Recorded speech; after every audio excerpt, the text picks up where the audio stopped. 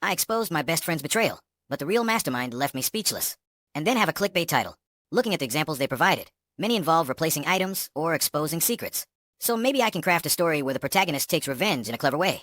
But then a twist shows the real issue. I need to avoid the recently covered topics they listed, like replacing a laptop or giving a fake wedding dress.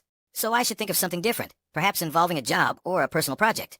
Maybe the protagonist discovers a betrayal at work, like a colleague taking credit for their work. They plan revenge, like replacing a presentation, but then find out the colleague was actually trying to help or there's a deeper reason.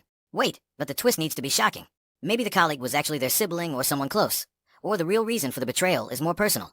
Alternatively, the protagonist finds out a friend is behind betrayal, but then discovers the friend was manipulated by someone else. I think the key is to make the twist unexpected but plausible.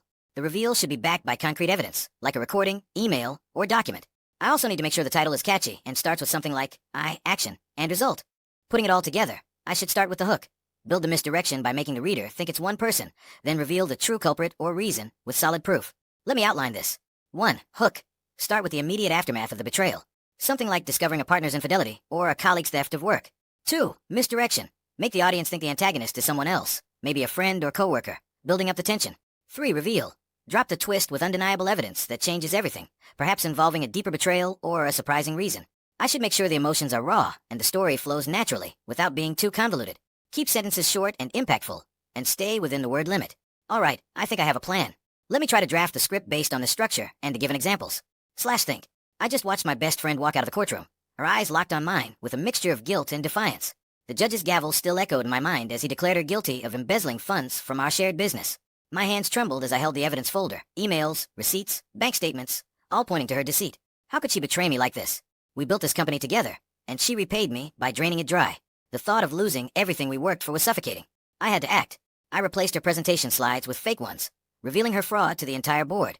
The meeting was a roller coaster. Her face turned pale as the truth unraveled. She stormed out, and I felt a mix of guilt and relief. But then, I found a hidden folder on her computer. It was labeled with my name, filled with emails from an unknown sender, detailing every transaction, every transfer.